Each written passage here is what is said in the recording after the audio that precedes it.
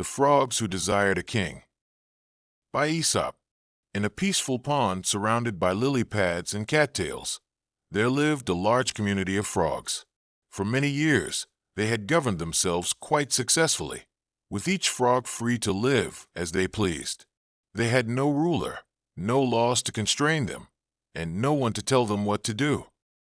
The frogs spent their days swimming in the cool water, catching flies, and sunning themselves on the warm rocks.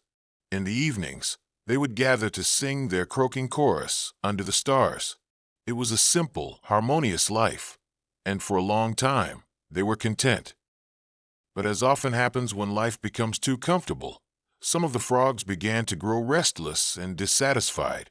They started to complain that their community lacked direction and purpose. We have no leader. How can we call ourselves a proper community without someone to guide us? Yes, look at the humans in the nearby village. They have a mayor. The bees have a queen. Even the ants have leaders. We're the only creatures who live without a king to rule over us. Soon, more and more frogs began to voice similar complaints. We need someone to make important decisions for us. We need someone to give us laws and tell us what to do. We need a king. The discontent spread throughout the pond until nearly all the frogs were convinced that they desperately needed a ruler. They began to feel embarrassed by their simple, leaderless existence. Finally, the frogs decided to petition Jupiter, the king of the gods, to send them a ruler.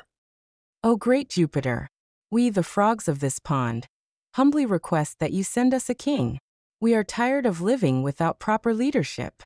Please give us a ruler who will govern us and tell us how to live. Jupiter, looking down from Mount Olympus, was amused by the frogs' request. He knew that they had been living peacefully and happily without any need for a ruler, but he decided to grant their wish in his own way. With a great rumbling of thunder, Jupiter hurled a large log down from the heavens. It crashed into the pond with an enormous splash, sending waves across the water and frightening all the frogs. The frogs were terrified by the sudden, dramatic arrival of what they assumed must be their new king. They all dove underwater and hid among the weeds and rocks at the bottom of the pond, trembling with fear. For hours, none of the frogs dared to surface. They whispered to each other in the depths. Our king has arrived. Did you see how powerfully he entered our pond? He must be truly mighty. Finally, one brave young frog cautiously swam up to the surface to get a glimpse of their new ruler. He peered out from behind a lily pad and saw the log floating motionlessly on the water. Strange, thought the frog. The king isn't moving. Gathering more courage, the young frog swam a little closer.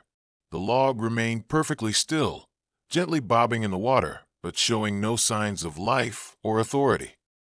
Soon, other frogs joined the first, and they all swam closer to examine their new king. When they realized that their ruler was nothing more than a piece of wood, they were initially disappointed, but then they began to see the advantages. Well, at least he's a quiet ruler.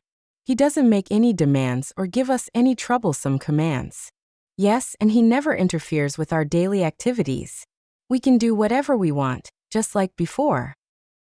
Before long, the frogs had grown so comfortable with their silent, undemanding king that they began to treat the log with complete disrespect.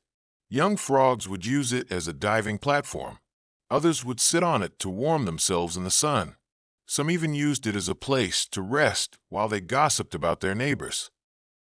The Log King tolerated all of this treatment without complaint, never asserting any authority or demanding any respect. After several months of this arrangement, the frogs began to feel dissatisfied once again. They had grown bored with their passive ruler and started to complain among themselves. This king is useless. He doesn't do anything. He just floats there like a log. We need a real king. Someone who will actually rule us and show us proper leadership. Yes, we want a king with power, one who will make important decisions and command our respect. So once again, the frogs petitioned Jupiter. Almighty Jupiter, the king you sent us is too quiet and weak. He does nothing but float on our pond.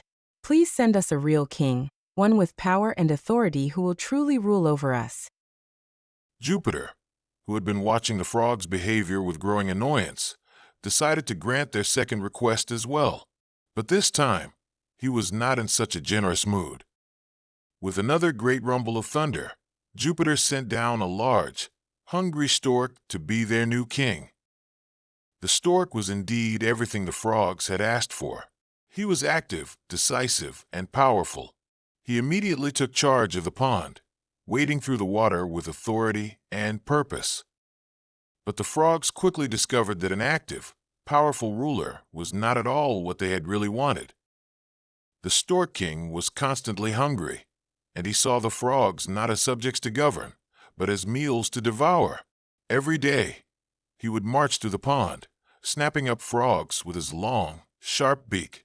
He made swift, decisive decisions, but those decisions were usually about which frog to eat next. The frogs were horrified by their new ruler. They lived in constant terror, never knowing when the stork might decide that they would make a tasty meal. Their peaceful, happy life was completely destroyed. In desperation, they tried one more time to petition Jupiter. Please, great Jupiter, save us from this terrible king. We didn't want a ruler who would eat us. Please take him away and give us back our old king, or better yet, let us live without any king at all. But Jupiter had grown tired of the frogs' constant complaints and requests. You frogs are never satisfied. First you demanded a king when you were perfectly happy without one. Then you complained that your first king was too passive. Now you want me to take away the powerful king you specifically requested. You must learn to live with the consequences of your choices. The stork will remain your king, and you will learn to appreciate what you had before you threw it away. And so the frogs were forced to live under the rule of the hungry stork, constantly regretting their foolish desire for change and wishing they had been content with their original freedom.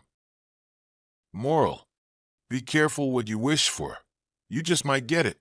Sometimes what we have is better than what we think we want.